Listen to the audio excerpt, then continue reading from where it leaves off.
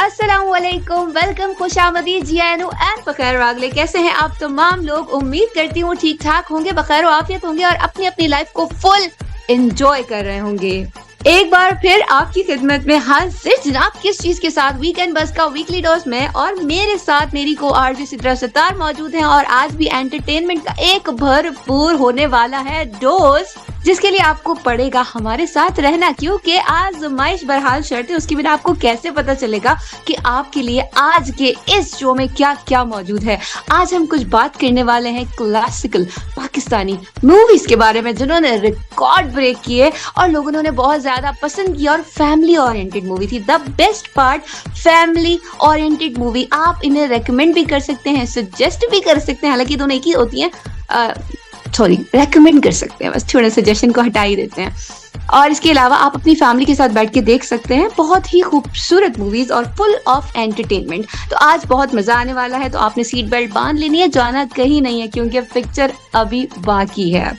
इसके अलावा आप लोगों के मैसेजेस, फीडबैक आते रहते हैं और वो बहुत ही ज्यादा हमें मोटिवेट करते हैं, और वो मैं आगे डिस्कस करूंगी कि किसके मैसेज ने मुझे सबसे ज्यादा मोटिवेट किया, और उनका वॉइस नोट हो सका तो हम शामिल भी करेंगे लिसनर्स। लेकिन उससे पहले मैं बता दूं कि हमारा व्हाट्सएप नंबर क्या है। 0330860007 is the number where you can drop your comments। हाँ, और क्या करना है, आप टेक्स्ट में भी कर सकते हैं। अगर आपको लगता है आपकी आवाज इतनी ज्यादा अच्छी नहीं है या गला खराब है, तो बिल्कुल आप उस तरह भी कर सकते हैं। बाकी जो राब्ते की जराए हैं वो बताएंगी सिद्रा, क्योंकि सिद्रा को भी तो बोलने का मौका चाहिए। तो सिद्रा जल्दी से आ जाओ और बताओ कि अगर किसी ने हमसे कांटेक्ट करना है तो कैसे कर सकते हैं। अस्सलाम वालेकुम लिसनर्स, कैसे हैं आप सब लोग? उम्मीद है आप सब लोग खैरियत से होंगे। राशि की तरह आप लोगों का ये वीक भी बहुत अच्छा गुजरा होगा, उम्मीद है। और यानी आप बताएं कैसी हैं, खैर खैरियत से हैं, और आपका ये पूरा हफ्ता कैसा रहा और आपने क्या किया। और तमाम लिसनर्स भी बताएं, और उनके कमेंट्स और फीडबैक्स बहुत अच्छे लगे और बहुत अप्रिशिएट करें हमें। तमाम के तमाम लिसनर्स, बहुत अच्छा लगा आप लोगों की तमाम मैसेजेस को सुनकर। और मजीद आप हमारे साथ रहिए ताकि इस वीकेंड में भी आप एंजॉय कर सकें क्लासिकल पाकिस्तानी मूवीज़ के हवाले से। हमारे साथ आप हमारे साथ शामिल हो सकते हैं, जैसे कि एनी ने बताया, बजरिया मैसेज। और इसके अलावा आप हमें फेसबुक पे भी ज्वाइन कर सकते हैं, www.facebook.com/नई-सुबह इंस्टीट्यूट पर, या आप हमें लाइव सुन रहे हैं इस वक्त, जैसे कि www.naisubah.org/radio पर सुन रहे हैं इस वक्त। और मजीद बातें होती रहेंगी एनी के साथ और मेरे साथ आपकी, और पाकिस्तानी मूवीज के हवाले से भी हम बात करेंगे। और एनी, आप बताइए कैसा रहा आपका ये वीक? मेरा वीक हमेशा की तरह कमाल धमाल बेमिसाल था सिद्रा। तुम्हारे साथ बैठने के बाद जब शो करती हूँ तो और बेमिसाल हो जाता है, बेनजीर हो जाता है। बाकी रही बात, आपने कहा कि क्या कहा था आपने कि हम, हाँ, जो हमारा वेबसाइट आपने बताया जिस पर अभी लोग हमें सुन रहे हैं, तो आप बिल्कुल इसे सजेस्ट कर सकते हैं लोगों को कि आप इसे सुने। और यहाँ पर मौजूद हर आरजे का एक डिफरेंट रंग है। अगर आपको खाने पकाने का शौक है तो भी आपको यहाँ पर बेस्ट मिलेगा। अहमद इकबाल का शो है जायके का सफर, आप वो उसमें साथ में शायान मौजूद है, और वो जिस शो में होते हैं उस शो की रौनक बढ़ा देते हैं। 4 चांद तो बहुत छोटी बात है, 400 चांद लगा देते हैं। तो अगर आप लोग खाने पकाने के शौकीन हैं तो बिल्कुल सुनिएगा। और आज हम बात करने जा रहे हैं पाकिस्तानी क्लासिक मूवीज की। तो जिसकी हम बात करें तो पाकिस्तान की बहुत सारी ऐसी मूवीज हैं जो तमाम ही लोगों ने, उम्मीद है कि देखी भी होंगी, और नहीं भी देखी होंगी तो आप लोगों को रेकमेंड करूंगी कि मैं आप भी देखें। और यानी आपसे भी रिक्वेस्ट होगी, अगर आपने नहीं देखी है तो आप भी देखें। मैं जिन पाकिस्तानी क्लासिक मूवीज के हवाले से बात करने जा रही हूँ उनमें शामिल है बोल, नामालूम अफराद, रॉन्ग नंबर और खुदा के लिए। सिद्रा, आपने जिन मूवीज का नाम लिया ये बहुत ही कमाल मूवीज हैं, और इन्होंने बहुत ही ज्यादा मतलब बिजनेस भी किया है पाकिस्तान में, क्योंकि मूवी जो है वो कहीं खो सी गई है। ड्रामा इंडस्ट्री तो हमारी बहुत ज्यादा बूम पर है, लेकिन जब बात होती है मूवीज की तो लोग कहते हैं कि पाकिस्तानी मूवीज उन्हें कौन देखता है। लेकिन जनाब, इन मूवीज को देखने के बाद लग पता जाता है कि हम लोग कितना अच्छा काम करें। इवन दो हम करते नकल ही हैं, लेकिन कोई बात नहीं, चल जाता है। लेकिन थोड़ी बहुत स्टोरीज अब आ गई हैं, और आपने जो मूवीज बताई वो तो कमाल हैं ही, लेकिन इनमें कुछ और मैं ऐड ऑन करती हूँ। यहाँ पर आपने कहा नामालूम अफराद, तो नामालूम अफराद का पार्ट 2 भी अगर आप लोगों ने ना देखा हो तो वो भी देखने के काबिल है। और शुएब मंसूर की बात की जाए, जिनके स्टार्ट के बाद हमारी मूवीज असल में अरूज पे गई, और उन्होंने स्टार्ट लिया था सबसे पहले खुदा के लिए। ठीक है, खुदा के लिए के बाद फिर आई उनकी वॉर, बोल, और तीनों ने क्या बिजनेस किया है। और वॉर में हमजा अली आलिया अब्बासी थे और वहीं से उनको ज़्यादा थोड़ा सा बूम मिला और फिर प्यारे अफजल में आपको वो नजर आया और उसके बाद तो वो छा ही गए थे। फिर उन्होंने एक सियासी पार्टी ज्वाइन कर ली और फिर अब उन्होंने कुछ शादी वादी भी कर लिया, तो काफ़ी ज़्यादा शहर सुर्खियों में है। और बात की जाए यहाँ पर फजीला अब्बासी की, तो फिर मैं कहती हूँ उनका भी डिस्कशन हो ही जाना चाहिए। सिद्रा, अगर आप नहीं जानती तो मैं बताती हूँ, और लिसनर्स अगर आप नहीं जानते तो आप लोगों के लिए भी है ये बात कि फजीला अब्बासी इस वक्त वन ऑफ द बेस्ट जो है डर्मेटोलॉजिस्ट हैं और वो जो है आपको बदल देती हैं। ठीक है, तो वो दुबई और इस्लामाबाद इन दो जगहों पे फिलहाल वर्कआउट कर रही हैं। कराची में वो अवेलेबल नहीं है, लेकिन अगर आप चाहते हैं कि आप उनको दिखाएं तो या तो आपको इस्लामाबाद जाना पड़ेगा या फिर दुबई जाना पड़ेगा। ठीक है, 2 दिन वो दुबई में होती हैं, 2 दिन वो इस्लामाबाद में होती हैं, बाकी शायद रेस्ट करती होंगी, I have no idea about that. तो खैर वो उनकी बहन है और पाकिस्तानी कैटरीना कैफ कहा जाता है उनको। इस वजह से मैंने बताना जरूरी समझा कि जब मैंने पहली बार उनको देखा था तो मैंने बोला वाह, मतलब खैर अब जब बंदा खुद डर्मेटोलॉजिस्ट होगा तो अपने ऊपर कुछ ना कुछ तो लगाता ही है, तो स्टैटिक की सारी चीजें मुझे लगता है फजीला अपने ऊपर लगा लेती हैं। खैर बात हो रही थी back to the topic movies के बारे में, तो यहाँ पर रॉन्ग नंबर 1 और रॉन्ग नंबर 2 की बात भी की जाए। रॉन्ग नंबर 1 बहुत कमाल थी, 2 इतनी खास नहीं थी लेकिन फिर भी बुरी नहीं थी, उसे भी अच्छा कहा जा सकता है। लेकिन एक फिल्म जो सिद्रा आपने नहीं बोली वो थी जवानी फिर नहीं आनी। 1 और 2 कमाल थी, उसमें अहमद बट मुझे बहुत ज्यादा पसंद है। और अहमद बट कौन है? अहमद बट जो है नूर जहां के नवासे हैं और जिल्ले हुमा जो उनकी बेटी थी उनके ये बेटे हैं। और इसके अलावा इनकी बहन नताशा सैलून जो सैलून है उसकी ऑनर है। और ये वो सैलून है जहां से आयजा खान अपनी शादी वाले दिन, जो रियल शादी हुई थी यानी सच्ची मुच्ची की, उसमें वो अपनी बारात के लिए नताशा से तैयार हुई थी। हाँ, बाकी उनकी चीजें अलग अलग जगह से हुई थी लेकिन उनका मेकअप वहां से हुआ था, वो मैंने देखा था उनका पूरा, तो इसलिए मुझे याद है। तो जिस मूवी के बारे में मैं बात करना चाह रही हूँ वो अर्ली 90s की मूवी है और इस मूवी से एहसन खान, जिनको लोग जानते हैं, वो हर दूसरे ड्रामे में one of the leading and one of the most expensive actors में से एक है। लाहौर से उनका ताल्लुक है और उनकी आईज कलर्ड हैं and he is so handsome. तो एहसन खान ने जो डेब्यू किया था वो किया था फिल्म निकाह से। निकाह मूवी जो थी जिसके मेन लीड थे वो थे शान और रीमा।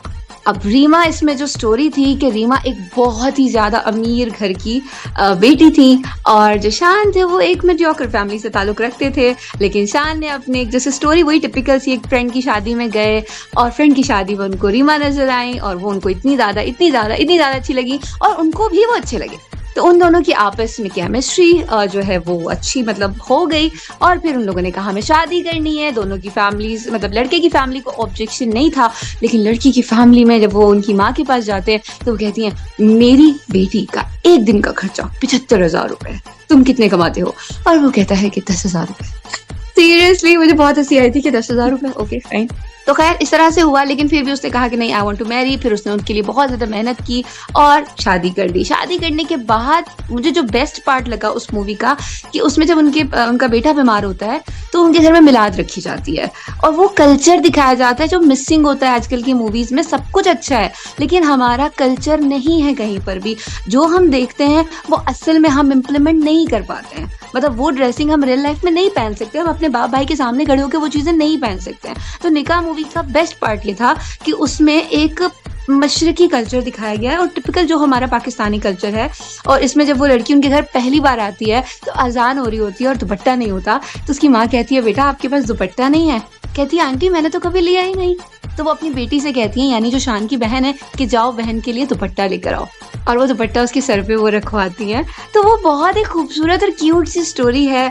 और रीमा का भी इसमें बहुत ज़्यादा एफर्ट दिखाया गया है कि वो बेशक गरीब है लेकिन वो उसको पसंद करती है तो वो उसके लिए बहुत ज़्यादा एफर्ट्स करती हैं, ठीक है। लेकिन इन द एंड क्या होता है, उन दोनों की क्लैश स्टार्ट जब होते हैं तो वो बच्चा बहुत ज़्यादा डिस्टर्ब होता है और इन द एंड उस बच्चे की डेथ हो जाती है। तो ऐसा रोतू है लेकिन स्टोरी बहुत सबक सिखाती है कि जब आप निकाह का मुकद्दस एक बंधन होता है ना, तो ये दोनों तरफ से जो है आप लोगों को मतलब कॉम्प्रोमाइजेस करने पड़ते हैं। It's all about compromises. लोग कहते हैं हम कॉम्प्रोमाइज नहीं कर सकते, तो जनाब फिर आप कुछ नहीं कर सकते। Compromise is very important. ये इस मूवी से सिखाया गया और ज्वाइंट फैमिली कितनी बड़ी नेमत है ये उसमें देखने को मिला है। तो मुझे बहुत ज्यादा पसंद आई सिद्रा। यकीनन तुमने ये स्टोरी सुनी है मुझसे अभी, तो तुम्हें क्या फील हो रहा है मुझे जरूर बताना और तुम देखना क्या कमाल मूवी, और गाने भी बहुत लश है। शाज़िया मंजूर की खूबसूरत सी आवाज़ इसमें आपको सुनने को मिलेगी। और शाज़िया की जब मैंने आवाज़ सुनी मैंने बोला वाह, लाइक कोई टीनेजर लड़की। लेकिन जब मैंने फर्स्ट टाइम उनको देखा तो बड़े बड़े ग्लासेस, बाल बिल्कुल परकटी टाइप, और लाइक अच्छी खासी हल्दी, तो खैर होता है आवाज़ धोखा दे देती है। तो जनाब इन द एंड की आवाज़ बहुत अच्छी है शाज़िया मंजूर की, आप उनके गाने सुन सकते हैं और ये मूवी तो पक्का देख ही सकते हैं। तो सिद्दत, आप कब देखने वाली है निकाह? मुझे तो ये मूवी, आपने जो स्टोरी बताई, बहुत अच्छी लगी ऑनेस्टली स्पीकिंग, और बहुत अच्छी लेसनेबल मूवी थी। और जैसे कि आपने बताया, बिल्कुल आजकल के मूवीज में या हमारे ड्रामों में अब जो आजकल का जो कल्चर फॉलो किया जा रहा है वो सारा वेस्टर्न कल्चर है, और जो हम लोग नॉर्मली वेयर नहीं कर सकते। और जो इस मूवी का लेसन आपने बताया वो बहुत अच्छा है, और मैं सबसे रिकमेंड करूंगी कि सब लोगों को ये मूवी देखें, और मुझे बहुत अच्छी लगी। मैं भी यानी ये मूवी आपकी रिकमेंडेशन पे ज़रूर देखूंगी, और इसका फीडबैक भी आपको नेक्स्ट शो में उम्मीदें ज़रूर दूंगी।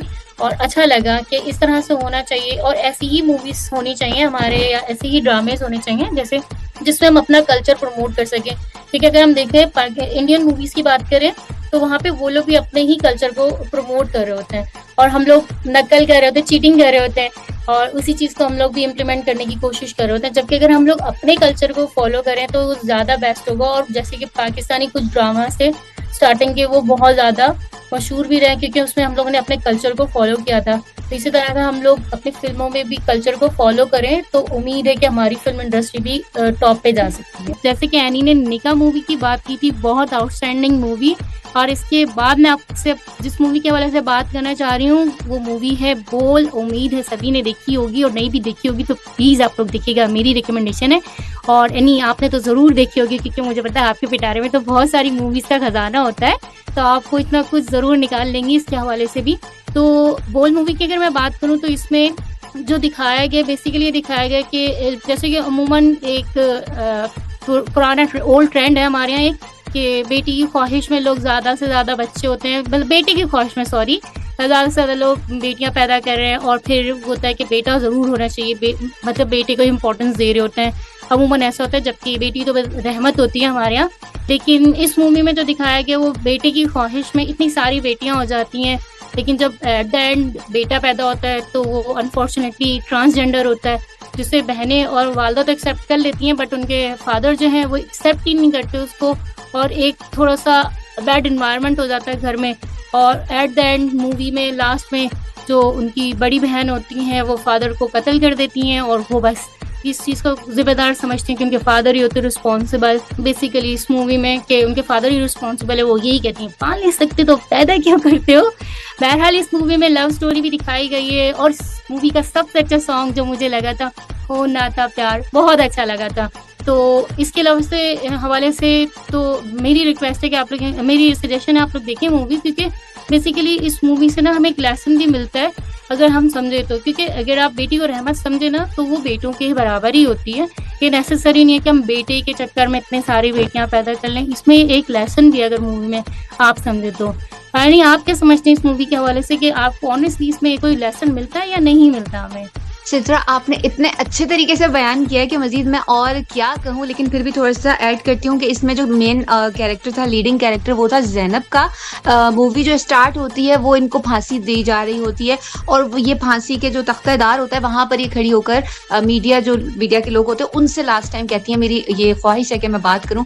और फिर ये मूवी का हमें फ्लैशबैक दिखाते हैं, और मूवी बताती हैं कि हम लोग किस तरीके से माइग्रेट होकर यहाँ आए, और फिर मेरे वालिद साहब जो हकीम थे और बहुत ही दीनदार किस्म के आदमी थे, तो वो फिर किस तरह बेटियों वाला सिलसिला स्टार्ट हुआ। 5 बेटियां हो गई, और फिर एक फाइनली उनको अल्लाह ताला ने बेटा दिया, जो ऑल ऑफ द सडन उनको पता चला कि वो बेटा नहीं, एक ट्रांसजेंडर है, और उन्हें ये बेइज्जती फील हुई कि ये उनके ऊपर जो है लोग पॉइंट आउट करेंगे कि ये उनका फॉल्ट है।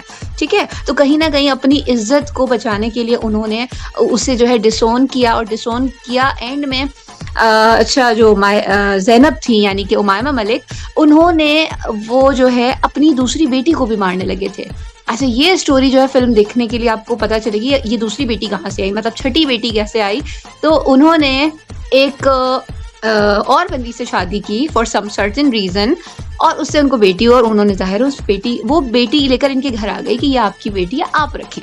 और उन्होंने उसे मारने की कोशिश की। वो उसका गला दबा रहे थे तो उसने बहुत कोशिश की कि अपने वालिद को रोक सके, लेकिन जब वो रोक नहीं सकी ना तो उनको रोकने के लिए वो सर पे वॉज मारती है, लेकिन उस वॉज के मारने से उनकी all of the sudden death हो जाती है। उसे पुलिस पकड़ के ले जाती है क्योंकि जाहिर है वो एक्सेप्ट कर लेती है।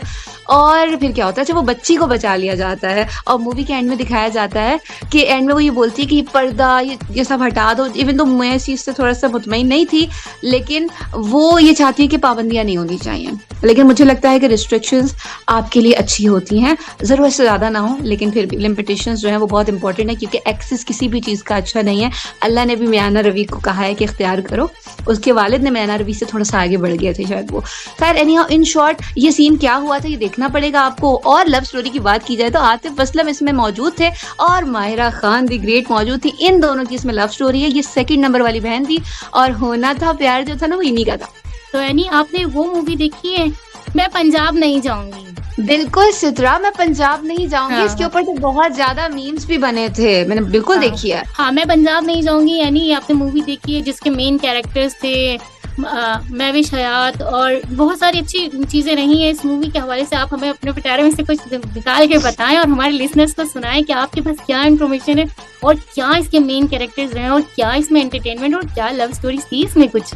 ऑलराइट, बिल्कुल, मेरे पिटारे में हमेशा कुछ ना कुछ मौजूद होता है, नहीं तो हम निकाल ही लेते हैं। मतलब कहते हैं ना ढूंढ ढांड के कुछ आ ही जाता है। तो मैं पंजाब नहीं जाऊंगी कि सबसे जो फनीस्ट बात थी कि जब Lahore Qalandars back to back हार रहा था, शुरू के काफी सारे सीजन्स वो हार रहे हैं ना, तो किसी बेचारे आदमी ने एक ट्रॉफी थी जो इनकी जो मेन ट्रॉफी मिलती है ना, तो उस ट्रॉफी के ऊपर लिख दिया था कि मैं पंजाब नहीं जाऊंगी। मतलब इसमें लोग बहुत हंस रहे थे कि ट्रॉफी भी कह रही है कि मैं पंजाब नहीं जाऊंगी। तो आप फिल्म की मकबूलियत का अंदाजा इस बात से लगा सकते हैं। महविश हयात वो हैं जो एशिया की 10 खूबसूरत तरीन खवातीन में जिनको लिस्ट में शामिल किया गया है, और ऐश्वर्या का नंबर उनसे नीचे है। वाह, very nice. Aishwarya like miss world है और लाइक महविश ठीक है, लेकिन खैर। और अगर आपको याद हो, इनको पॉपुलैरिटी मिली थी सुपर से, जो सुपर बिस्किट का ऐड आता है, उस टाइम पे भी मैचेस चल रहे थे और ये बिस्किट चलता था जिसमें एक लड़की बिस्किट खा रही होती थी और वो चलता था सबसे ऊपर सुपर, सबसे आगे सबसे ऊपर। हाँ, थोड़ा प्रमोशन नहीं करना चाह रही थी लेकिन वो हो गई है। पैसे कौन से दे रहे हैं वो हमारे, है ना, नई सुबह वालों को। तो नहीं, हम प्रमोशन नहीं करने वाले हैं। तो महविश हयात की बात की जाए तो वो जो है जनवरी 1988 में शी वॉज बोर्न और काफ़ी ज़्यादा पसंद किया जाता है उनको। और लास्ट टाइम मैं उनका और एक हुमायूं सईद का इंटरव्यू सुन रही थी, तो जिसमें वो बता रही हैं कि वो जब मूवी की शूट के लिए गई थी तो उनका एक शू जो था ना, 2 जूते होते हैं, मतलब पेयर होता है, तो एक पेयर उनका कहीं खो गया था, तो हुमायूं सईद ने उनको पे किया। सिद्रा, तुम्हें अंदाजा है उसके जूते कितने रुपए के थे? अच्छा, डॉलर्स में थे, तो अंदाजा करो कितने के होंगे, जरा मुझे कोई तुक्का मारो। बस होंगे कुछ 8, 10, 15, 20 डॉलर।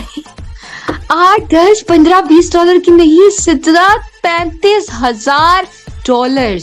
कितने जूते थे? कितने दर्जन जूते थे? अबे एक पेयर जूतों का, और वो जो एक पेयर खो गया था, हुमायूं सईद ने कहा मैंने उसको $11,000 उसके पे किए हैं, क्योंकि इसने कहा तुम्हारी मूवी थी और तुम्हारे साथ थी ने, और तो उसने कहा ऑब्वियसली, पता नहीं क्या नाम लिया उसने, वो वाले जूते हैं। 35,000, मतलब हमारे जैसे गरीब बंदों के 2-3 घर बन जाएंगे, 4-5 बच्चों की शादी हो जाएगी, स्कूलिंग हो जाएगी, क्या क्या हो सकता है उनमें? लाइफ टाइम की शॉपिंग हो जाएगी, अच्छे से इजीली हम शॉपिंग कर सकते हैं। मतलब सिद्रा, मैं यहाँ पे ये सोच रही हूँ, मतलब वो लोग कहते हैं ना जूता खींच के मारो, लोग बोलेंगे दोनों मारो, दोनों, एक नहीं दूसरा भी दो। आधी कीमत पे भी सेल हो गया तो जिंदगी बन जाएगी। सही बात है, बिल्कुल सही कह रही है। वाह, व्हाट अ ग्रेट ना। वाकई यार, इन्हीं लोगों की लाइफ होती है। हमारी क्या, हमारी तो वो आमिर खान वाला सीन है, मेरी तो 200 वाली घड़ी है, टाइम तो ये भी बताती है। सही बात है, चप्पल तो ले ही लेते हैं। खैर एनी हाउ, कहते हैं ना जब पैसे ज्यादा होते हैं तो आपको समझ नहीं आ रहा होता मैं खर्च क्या करूं। अब पिछले दिनों एक हीरोइन ने एक बैग लिया, उस बैग की कीमत जो है तकरीबन इंडियन करेंसी में 55 लाख रुपए है। इतनी कम? नहीं, इंडियन 55 लाख है तो हमारे तो करोड़ में लगा लो तुम ना। नहीं, मतलब बहुत ज्यादा कम नहीं लग रही है। मतलब हम तो आराम से, हमारे बच्चे सब आराम से इसमें लाइफ गुजार ही लेंगे। मतलब हम गरीब लोग कमेटियां डालते हैं 5,000 की और 20 महीने बाद जाके 1 लाख रुपए मिलता है हमें, है ना। और उसके बाद भी हम कहते हैं अब इसका हम क्या करें, हाँ, अब हम ना और इन्वेस्टमेंट संभाल के करते रखते हैं, हैं, सेविंग्स कर लेते हैं बच्चों के वो तो लिए। खैर ये हम अपनी ना फैमिली इश्यूज लेकर आ गए, मतलब नहीं नहीं लिस्टर्स, लेकिन ये मेरे ख्याल से हर दूसरी फैमिली के दरमियान यही होता है। लेकिन ये सही लोग जो कह रही है। दिखाते हैं वो असल में कहीं नहीं है भाई। शादियां हो रही हैं मूवीज में, ड्रामाज में, क्या हुआ भाई 5 करोड़ का हक मेहर, हाँ हाँ डन, ओके। ओके कैसे ओके भाई, कहाँ से आएगा? और मतलब उसके बाद शादी के बाद 3-4 महीने बाद कहते हैं अंडरस्टैंडिंग नहीं हुई, आप मेरे 5 करोड़ तो मुझे दे दें। वाओ, जबरदस्त मतलब जबरदस्त, wow it's like a business ना। है ना। इस ऑब्वियसली ये बिजनेस ही है, लोग इसे इस्तेमाल करें। तो खैर हम बैक टू द आते हैं। मैं पंजाब नहीं जाऊंगी, तो पंजाब नहीं जाऊंगी की स्टोरी है, लंदन से आई है महविश हयात और हुमायूं सईद, टिपिकल पंजाब के हैं। और उनके अंदर वो पंजाबियों वाला एक होता है ना स्वैग है, और वो अक्खड़ मिजाज वैसे टाइप के हैं। लेकिन वो उनको पसंद करते हैं, लेकिन वो उनको घास नहीं डालती हैं, वो बहुत एफर्ट्स करते हैं। अच्छा उनकी कजन भी है, ये ट्रायंगल है। जो कजन है वो उर्वा है। अच्छा उर्वा कौन है? वही जो फरहान सईद की वाइफ थी।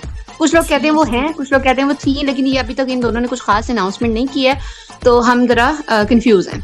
अच्छा ये उर्वा वही है जो मावरा की बहन है, ये दोनों बहनें हैं। और फरहान सईद को आप सब जानते हैं। अभी हम सफर ड्रामा खत्म हुआ है जिसके अंदर हानिया आमिर के साथ वो मौजूद थे हमजा के कैरेक्टर में, और उसका टाइटल ट्रैक जो OST था वो भी हमजा नहीं गाया था, जिसमें हानिया, और अगर आपने ये ड्रामा देखा हो तो आपको यकीनन पता होगा, काफी अच्छा ड्रामा था। और इसमें हानिया आमिर की ड्रेसिंग ओह माय गॉड कमाल थी। और मैंने वो फ्रॉक पसंद की, नेट पे जाके देखा और इतनी सिंपल, और उसमें मतलब लाइक 35,000। मैंने कहा क्या भाई इसमें क्या लगाया तुमने? तो खैर इसकी स्टोरी इन द एंड ये हुई ना कि इनके दरमियान क्लैशेस हुए। वो लड़की बहुत सेंसिबल थी, लेकिन वो ना किसी की सुनती नहीं थी, तो वो उन दोनों के क्लैशेस रहे। और फिर वो तीसरी जो बंदी थी ना, तीसरी पार्टी हमेशा कचरा करती है, वो मुस्तकिल बीच में फसाद कर रही थी। उसका नाम बड़ा मजे का था, दुर्दाना। इतना पुराना नाम था, मुझे हंसी आती थी कि उर्वा पे सूट नहीं कर रहा था। खैर इन द एंड दोनों आपस में सेट हो जाते हैं। तो पंजाब नहीं जाऊंगी एक फनी मूवी है, मतलब उसमें आपको एंटरटेनमेंट ज्यादा मिलेगी, सैड पार्ट कम है, और सीखने को मिलेगा कि लड़की लंदन से आई है ना, तो भी वो सेंसिबल हो सकती है, तो भी वो फैमिली चलाने वाली बंदी हो सकती है। आप ये मत सोचें लंदन से आई है तो मतलब खराबी है। सही बात है, जरूरी बहुत नहीं लोग तो सोचते हैं ना मॉडर्न कराची की लड़की, कराची के लोग तो बहुत मॉडर्न होते हैं, ऐसा नहीं होता। ठीक है, हर जगह हर तरह के लोग आपको मिलते हैं, तो हमें ना जजमेंट्स नहीं करनी चाहिए। मैंने इस मूवी से ही सीखा है कि जजमेंट्स नहीं करनी चाहिए, कि नहीं अगर ये बात जैसे अभी बहुत हंस रही है तो खराब है, यार हम कौन होते हैं किसी को जज करने वाले? एटलीस्ट हम फर्स्ट मुलाकात में तो कभी भी नहीं कह सकते कि जज कर लिया हमने। तो नेवर जज a book by its cover. ये जिसने भी कहा है परफेक्ट कहा है भाई साहब, आप ग्रेट हो, आपकी आत्मा को शांति मिले। बिल्कुल सही कह रही हैं, मैं आपकी इस बात से बिल्कुल एग्री करूंगी। हम लोग लेकिन फर्स्ट इंप्रेशन कहते हैं ना, first impression is the last impression, जबकि हमें फर्स्ट टाइम में किसी को भी जज नहीं करना चाहिए, क्योंकि अमूमन ऐसा होता है कि ज़रूरी नहीं है कि कहीं हम किसी वेस्टर्न कंट्री में रह रहे हैं, किसी मॉडर्न जगह पर रह रहे हैं तो हम भी इतने मॉडर्नाइज हों। हमें अपनी नॉर्म्स का, वैल्यूज़ का, अपने कल्चर का कुछ आइडिया होता है, जिसके वजह से अगर हमें आइडिया हो तो हम लोग इजीली सर्वाइव कर सकते हैं। ये नेसेसरी नहीं है कि हम लोग बाहर रह रहे हैं तो हम कुछ नहीं कर सकते। हम पाकिस्तान में आके अपने मुल्क में रह के कोई कम मतलब अपनी कोई फैमिली नहीं बना सकते, जबकि अगर हम चाहें तो सब कुछ कर सकते हैं। बस वेल एजुकेटेड होना चाहिए और अपने नॉर्म्स, वैल्यूज और अपने कल्चर के हवाले से आपको इन्फॉर्मेशन होनी चाहिए, नॉलेज होनी चाहिए, तो इजीली बंदा कहीं पे भी सर्वाइव कर सकता है, अगर वो पाकिस्तान में कोई भी कंट्री हो, कोई भी अलग। और मजा आया आपके साथ भी बहुत, और लिसनर्स आप लोगों ने भी एंजॉय जरूर किया होगा हमारे साथ इस शो को, और हमें आप फीडबैक भी दीजिएगा हमारे व्हाट्सएप नंबर पे, जैसे कि एनी ने आपको बताया था। और इसके अलावा आप हमें फेसबुक पे भी ज्वाइन कर सकते हैं www.facebook.com/नईसुबह पर, और हमें लाइव सुन रहे हैं इस वक्त आप www.naisubah.org/radio पर, और आप हमें इसी तरह से सुनते रहे और हमारे आने वाले शोज को भी सुना और एंजॉय कर। आज के शो में हमने बात की पाकिस्तानी क्लासिक मूवीज की, और उम्मीद है कि आप लोगों को शो पसंद आया होगा। और अगर कुछ फीडबैक हो तो बहुत पॉजिटिव सा फीडबैक हो तो जरूर हमें दीजिएगा, और नेगेटिव भी हो तो फीडबैक जरूर दीजिएगा, क्योंकि आपका फीडबैक ही हमें आगे लेके जाता है और उससे हम सीखेंगे। और डेफिनेटली अगर कुछ इम्प्रूवमेंट की नीड होगी तो बिल्कुल इम्प्रूवमेंट करेंगे। और इसी के साथ एनी बहुत मजा आया आपके साथ, थैंक यू। अपना भी बेहद ख्याल रखिएगा, और लिसनर्स आपसे भी रिक्वेस्ट होगी और आप लोग भी अपना बहुत ख्याल रखिएगा और खुश रहें, अपने वीकेंड को एंजॉय करें, अपने फैमिलीज के साथ हंसते मुस्कुराते रहें और कभी किसी का दिल नहीं दुखाए, और हमेशा खुश रहें और सभी खुशियां बांटने वाले बने, ताकि आपको भी हर वक्त अच्छे अल्फाज से याद किया जा सके, आपसे पहले भी और आपके बाद भी। टेक केयर, अल्लाह हाफिज़। ऑलराइट सिद्रा, आज तो आपने क्या मोटिवेशनल मैसेजेस की भरमार कर दी, एक के बाद एक से बढ़कर सुपर हिट किस्म की बातें की आपने। और लिसनर्स तो हम आ चुके हैं वापस और सिद्रा जा चुकी हैं और मेरे भी तकरीबन जाने का टाइम हो चुका है। लिसनर्स, आज का शो आप लोगों को कैसा लगा? जैसे कि उन्होंने कहा कि फीडबैक बहुत ज्यादा जरूरी है, पॉजिटिव हो तब भी और नेगेटिव हो तब भी, क्योंकि नेगेटिव से हमें ज्यादा बेहतरी करने का मौका मिलता है। हमें पता चलता है कि भाई अच्छा यहाँ पे हम लोग लैग कर रहे थे, यहाँ पे हम लोग कुछ और बेहतर कर सकते थे, या ये चीज वो है जो लिसनर्स को चाहिए, क्योंकि it's all about you, it's not about us. हमें क्या पता है इतना मैटर नहीं करता, लेकिन आप क्या जानना चाहते हैं ये बहुत ज्यादा मैटर करता है। ठीक है, तो it's all about you. Number राब्ते का आपके पास मौजूद है, वहां पर आप अपना फीडबैक हमें बिल्कुल दे सकते हैं। और इसके अलावा जो है, जैसे मैं हमेशा कहती हूँ, आज भी वही बात कहूंगी कि आपने हिम्मत नहीं हारनी है, आपने कभी भी क्विट नहीं करना है। ठीक है, क्योंकि जहां आप हार गए ना, वहां आपकी लाइफ एंड हो जाती है। लाइफ में कभी भी फुल स्टॉप नहीं लेकर आना, हमेशा अपनी लाइफ में कॉमास रखो ताकि आगे बढ़ने की गुंजाइश हमेशा बाकी रहे। ठीक है, जिस दिन फुल स्टॉप लगा लिया उस दिन समझना कि आपकी जिंदगी का कोई मकसद नहीं रहा, और बिना मकसद जिंदगी बेकार होती है।